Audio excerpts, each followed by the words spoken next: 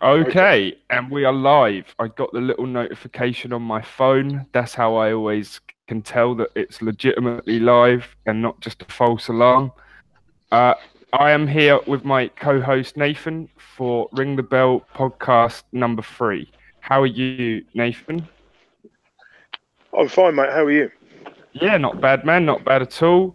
A little bit disappointed with the lack of boxing over the weekend. There was a little bit on, but no big names, nothing really to write home about or talk about in any major way.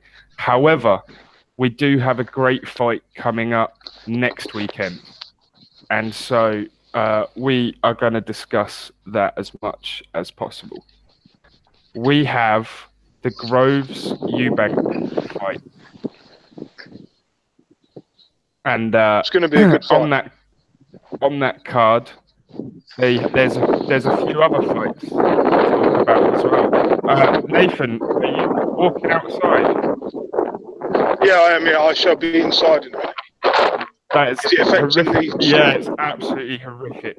Could you mute your Right, what I'll microphone? do is I'll go on mute for about 2, 3 minutes. Okay.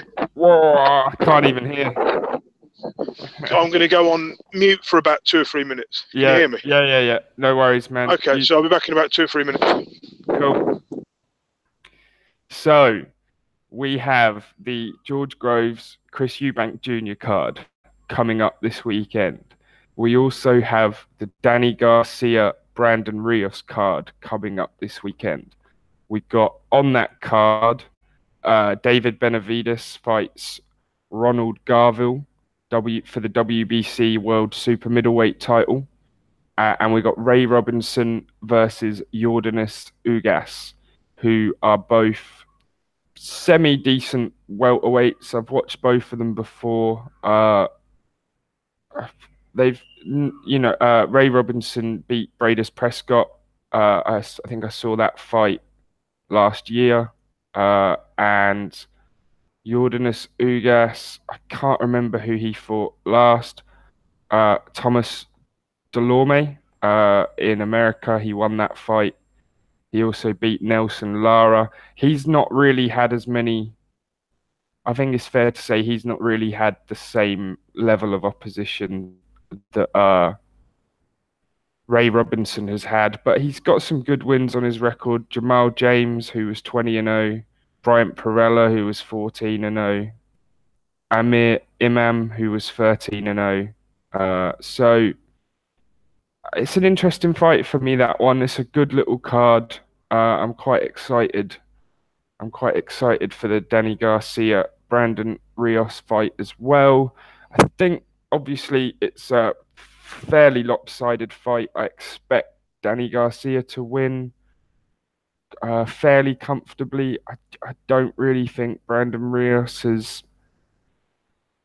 Every time he's stepped up to fight somebody like Danny Garcia, he's lost. So Mike Alvarado, he lost to after beating Manny Pacquiao. He lost to Timothy Bradley Jr. He lost to uh, a draw with Manuel Perez much earlier on in his career. I just, I've never really rated Brandon Rios very highly myself. He has obviously had some good wins, but I personally heavily favor Danny Garcia in this fight. Uh, just the levels of opposition is different. The Danny Garcia seems younger, fresher, taken less punishment in the ring. Um, and so yeah, it's an interesting fight, but I do actually think some of the fights on the undercard are more competitive. Specifically, the Ray Robinson Jordanis Ugas fight. That's a good fight. The David Benavides versus Ronald Garville. That's a good fight too. Uh, it's obviously a rematch, but the first fight was a split decision, so it's interesting. It's interesting to see that fight. Interesting to see that rematch. I look forward to it. Uh, yeah. So they're the main fights. We obviously have some other fights on that show. You've got Edwin Rodriguez fighting Lionel Thompson. Got Ladarius Miller fighting Argenis Mendez. And then there's one prospect, Jonathan Esquivel versus 4-2 Cameron Burrows. And there's a load of other to be announced fights on the card as well. What I'll do quickly is I will share the screen. I will screen share that stuff, and then people can see exactly what it is I'm talking about on BoxRec here. So yeah, this is a good card. I'm interested for some of these fights, specifically the big three fights on the top of the bill. That makes for quite an exciting card, quite a good card. I look forward to that. So, but the other event, and I think the bigger of the two events, is the fight happening in Manchester between George Groves and Chris Eubank Jr. They are fighting for the IBO World Super Middleweight title and the WBA World Super Middleweight. Yeah, the WBA Super World Super Middleweight title. God, that's a mouthful. That is a mouthful. George Groves, 27-3. All three losses coming at world title level. Chris Eubank Jr., 26-1. His one defeat coming at world... no, not coming at world title level, but coming against world level opposition in Billy Joe Saunders. So this is a great fight. This is a great card. And I see my co-host. My co-host is back. You're right, bro. Yeah, sorry about that. That's all right, man. I just went over the American card quickly. What did you discuss? Sorry, Luke. Nothing. I've just gone over the American card first of all. So I'll quickly run over it now that you're back to get your thoughts on it. We've got Danny Garcia versus Brandon Rios. Yeah, I think Rios will get knocked out in about 6 or 7 rounds. Sure. I said a similar thing. I think Danny Garcia is still the younger, fresher fighter. Brandon Rios has lost every time he stepped up to Danny Garcia's level, and so I think he'll lose again. But it's still a good fight. It's going to be one thing Brandon Rios does bring to the table is he is a game competitor and he will fight as hard as he can. So it'll be a good scrap while it lasts, but I tend to agree. Danny Garcia should win by knockout. Yeah, we'll see what happens. I think he should win it quite easily. And what was the other fight? Well, there's a few. So we've got Ray Robinson versus Jordanis Ugas, and I went over their records on BoxRec, and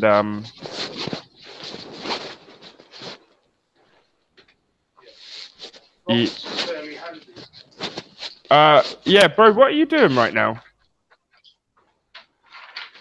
Going to my car. Oh, fair. Are you on loudspeaker or something? No, I've got it on. I've got it on earbuds. Oh, right. Fair enough. Something is like, it's just there's constant noise. It's very. I'm going in a room now where I don't get disturbed. Okay. It's been very hard to listen to. I can't really. I'm nearly.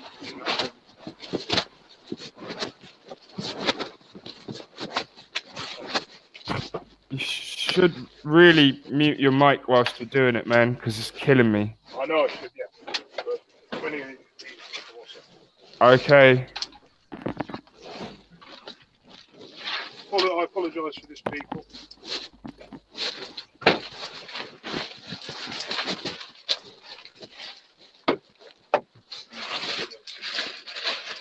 Nathan, man, this is bad viewing for anyone watching, bro. I don't really. Look, I'm going in the room now. I get it, but we are live. Yeah, I know we are. I'm in the room now. Okay. Can you hear me better? Yeah, man. Yeah, that was Okay. brutal. Right, should we carry on then? Sure. Ray Robinson, Jordanis Ugas. That will be a close fight, I think. I think Ray Robinson will get the win on point. Yeah, I think Ray Robinson's the better fighter. When I was looking at the records there, it was very clear to me that Ray has fought the better level of opposition.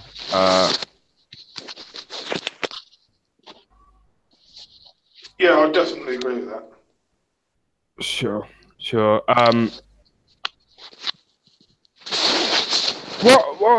What's going on with this microphone, man? This is crazy. Can you hear me still? Okay. Sure. Yeah. So, Sure. anyway, what was the next fight on the card? I forget what the next fight. David Benavidez in a rematch with Ronald Garville for the WBC World Super Middleweight title. That's a rematch, isn't it? So Yes. I thought I'm going to go with Benavidez again. Yeah, I would go with Benavidez again, but it is a good fight. The first fight was a split decision, and so I am looking forward to this fight. There's some other smaller fights on the card. We got Edwin Rodriguez versus Lionel Thompson, Ladarius Miller versus Argenis Mendez.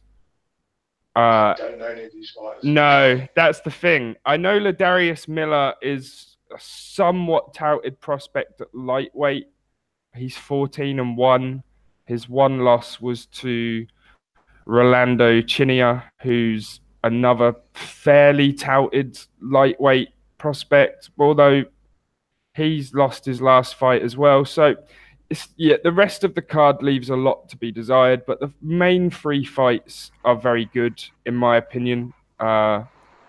Danny Garcia, Brandon Rios, Ray Robinson, Jordanis Ugas, David Benavidez versus Ronald Garville. Those three great fights. I look forward to that show, if only for those main three fights, really. The other fights I really don't care much for because I don't know who they are. Sure. That's exactly my opinion on it. A lot of to be announced. I've got the screen shared here for BoxRec so people can see that, to be fair, BoxRec is giving Edwin Rodriguez and Lionel Thompson 3 stars. They're saying that that's a good fight, and it may well be. I just don't know either fighter that well. And they're also giving Ladarius Miller versus Argenis Mendez 3 stars. Now, Argenis Mendez, he's the guy that fought Luke Campbell, didn't he? He's the guy that lost to Luke Campbell. Yeah, no, he lost to Luke Campbell. But he's not terrible. It was a unanimous decision. It wasn't a knockout. And he lost to Robert Easter Jr. So he did beat Miguel Vasquez. So he's got some form. Yeah, and I think that could be an interesting fight as well. So I will watch that card with interest, very much so. I think it's a very good all-round card, to be honest. Yeah, most of it. Yeah, I look forward to it, man. I've not seen some of these. I've not seen some of these guys, and so I very much look forward to that.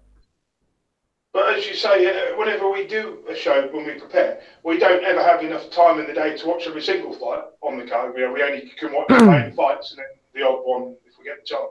Sure, I'll end up watching every fight on this card probably. I think a lot of them are going to end in knockouts, to be fair. So I don't think it's going to be 45-minute fights for every fight. Yeah. I'm looking for 36 minutes. The American card is good, but I'm definitely more excited about the British card. Same, and that's what we are coming on to now. And we're going to start at the bottom of the card to build up anticipation for the main fight. We got Danny Craven versus Luther Clay. Now, I've not heard of either of these two guys. Neither of them. But one's 3-1 and the other is 6-1. Both welterweights. Could be an interesting. Sometimes it's the fighters you've never heard of on the big shows that put on a great little scrap. So you just never know. Then we've got Zach Parker, who is a fairly touted English super middleweight. He is at the moment he's 14-0, and he's fighting Adesat Rodriguez, who's 16-6, and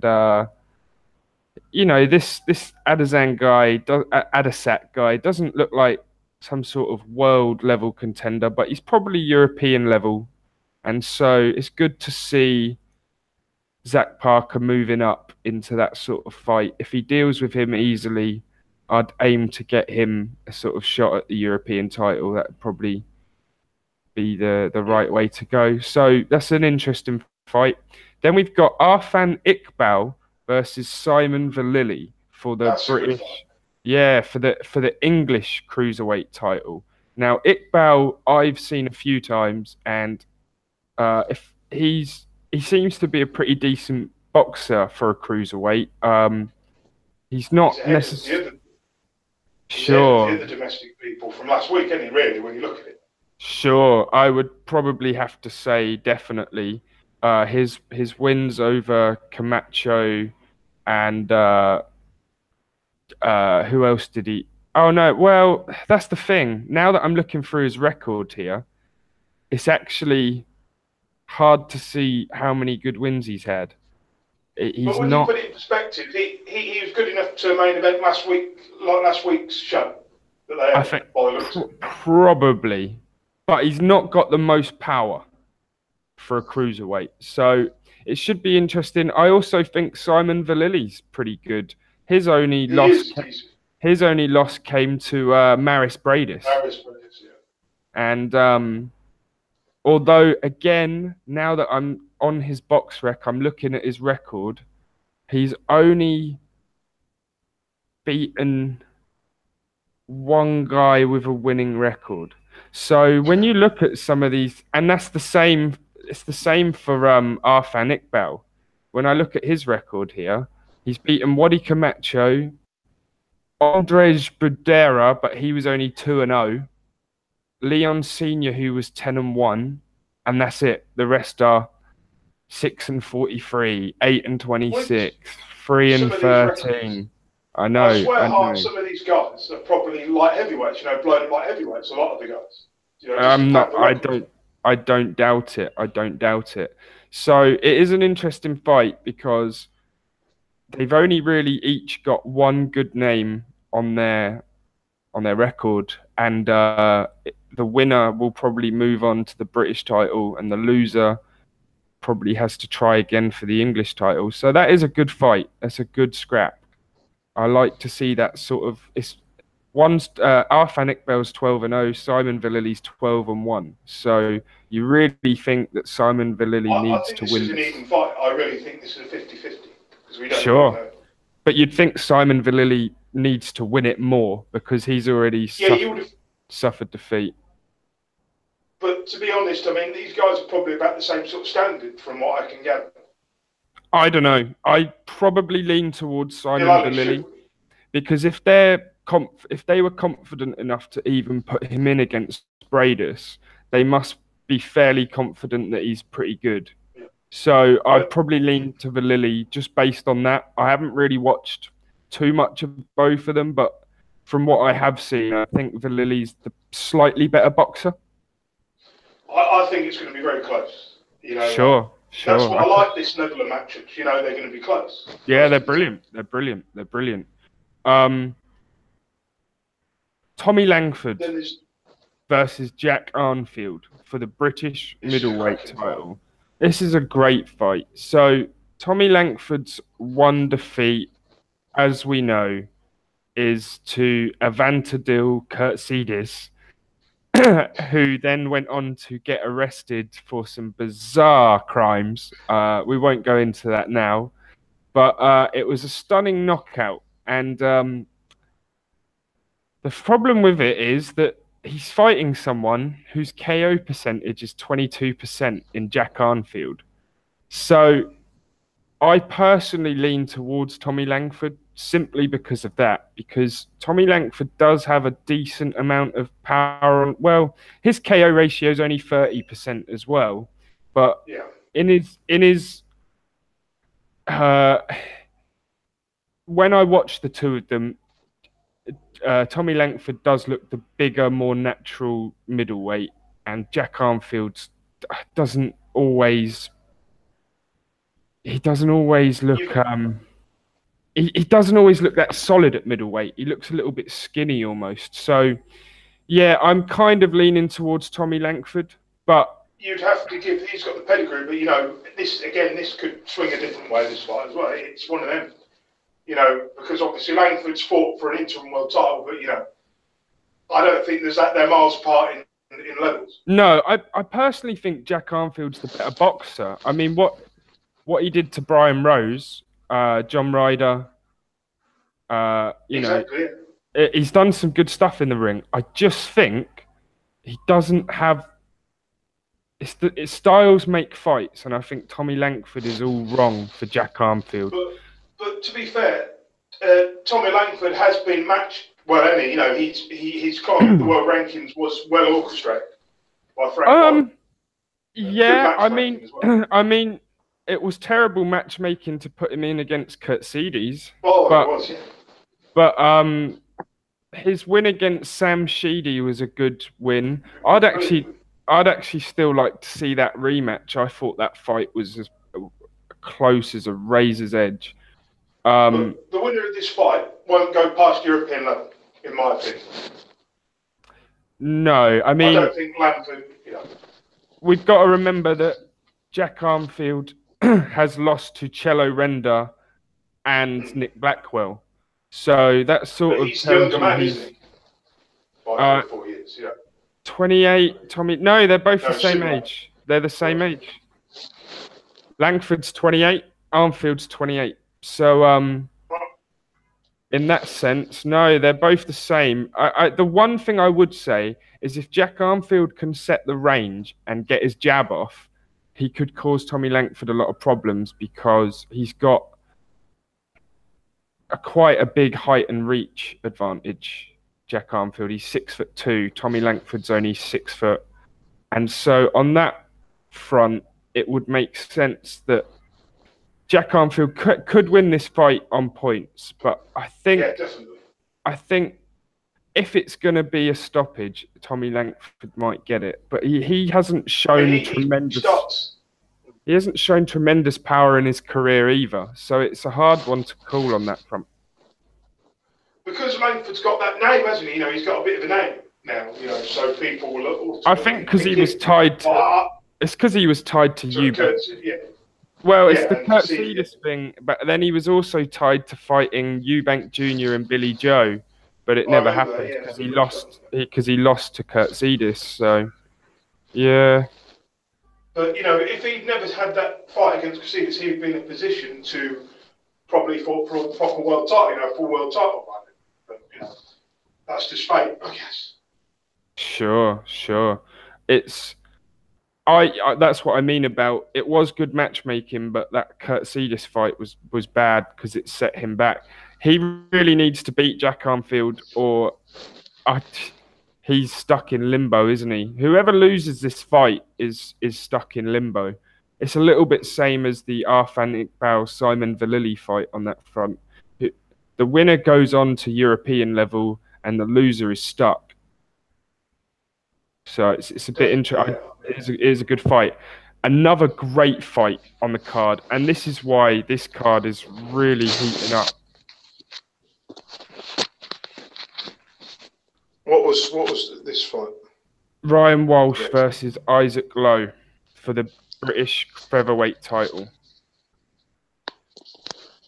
It's going to be a close fight. It's not another close fight. It's a tough one to call. Obviously, Ryan Walsh has the experience. He's 22 and 2. What are you doing with the microphone every now and then, bro? Because it's making a lot of noise. I was just checking the time because when I leave work, so. Sure. Oh, okay. So Isaac Lowe is, he's 14-0-2 with his 2 draws coming against Ronnie Clark and Sorry, he's 22, 2-1. And his draw came against Ronnie Clark, and his loss came against Lee Selby and Dennis Saylane. And so, he's already showed that he's not really European level, he's British level. Whereas Isaac Lowe has drawn twice, one of those to Dennis Saylane, and one of those to Ryan Doyle. So it's hard to say. Both of them have failed at European level and they've succeeded at British level. But Isaac Lowe is obviously 24, Ryan Walsh is 31. So it's the youth versus experience. It's the young gun versus the old dog, and it's a hard one to call. I hope he does, because I think he's got a brighter, bigger future in the sport. But I think Ryan Walsh is a few levels above him, and it would take for Ryan Walsh to. He's not a few levels above him, but he's like a level above him. And it would take for Ryan Walsh to really have aged. However, 31 at featherweight is quite old. And so it could well be that he has aged and that Isaac Lowe gets to him. So it's a good fight. There's some really good close British trade fights on this card. I'm really excited for it. Yeah. 3-star fights, 2-star fights, but all worth watching, And then we come to the creme de la creme, the masterpiece, the biggest fight of the weekend, maybe the biggest British fight since George Groves Froch 2. Maybe you could argue Hey Bellew, but not really. I think this is bigger. George Groves versus Chris Eubank Jr. for the IBO World Super Middleweight title and the WBA Super World Super Middleweight title.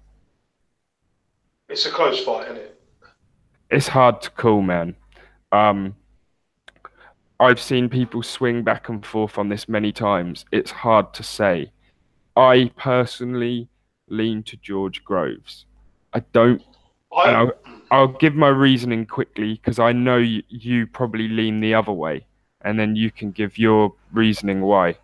I think Eubank Jr., as much as he's improved in the Abraham, Yildirim and Quinlan fight, those are all guys with slow feet, slow hands, not a lot of power, and they don't represent the threat that George Groves does. And in fact, since Chris Eubank Jr. boxed Billy Joe Saunders and lost, he's never fought a boxer since. He's fought guys like Chudinoff, Spike O'Sullivan, Abraham. He's fought brawlers, and that's been perfectly designed for him to win, but it hasn't been designed for him to learn his craft and learn the sort of things that George Groves is going to do in the ring. And that's why I lean towards George Groves. Right, I'm going to go for Eubank because I think his work rate's too much. I think Groves, if Groves doesn't get rid of Eubank in the first 5-6 rounds, it's game over. Sure. As we know, Groves hasn't got the greatest gas tank. He's regressed since he last fought Carl Froch. He's just learnt to fight a different way, hasn't he? He's just learnt to fight smart, basically. That's the only difference he's actually done. But I think that could be what wins him the fight, because if he could be, yeah. Because if you watch Eubank in the early rounds, sometimes he tries to take a look at his opponent, and he doesn't start putting on the pressure early. He starts to build up the pressure in rounds 3 and 4. But if he gives Groves rounds 1, 2, and 3 easily on points without Groves having to put much energy into it, then Groves might not fade down the later stretch. So for Chris Eubank Jr. to make Groves gas, he has to put it on him from round 1. The problem with that is George Groves is a sniper counterpuncher. And if Chris Eubank Jr. comes in wild, he's going to get caught. So I do think there are some great things in Groves' favour, but like you say, we know he can fade. and we know he can be knocked out. We've never seen Chris Eubank Jr. knocked out, but we Well, have he's got seen. we don't know what his chin's like. Like you say, we don't have a clue. That's true. I think this fight's close. This is going to be a close fight. Well, it's great because everybody can see that either guy can win. I mean, that's obvious. Either guy can win this fight. There's no guy who you think, oh no, it's an easy Groves victory or it's an easy Eubank victory. No, everybody knows that whoever wins is going to be close. But that's why it's so compelling. Such a great fight. I do think Groves, he has aged more. However, he's had a good. The Cox fight didn't take too much out of him, and he's had a good long break since then. As if he's been training and keeping his stamina, working on his stamina, he might be all right. But I do think there is one problem for George Groves. Everything he does in the ring is explosive. It's based. Tom Boxing Gossip said this. It's based on quick twitch fibers. Even his footwork, everything he does, he puts a lot of energy into. And I think he needs to not do that for the first 3 or 4 rounds. He needs to fight at Eubank's pace. The slow because Eubank will be slow and pondering for a couple of rounds. Yeah.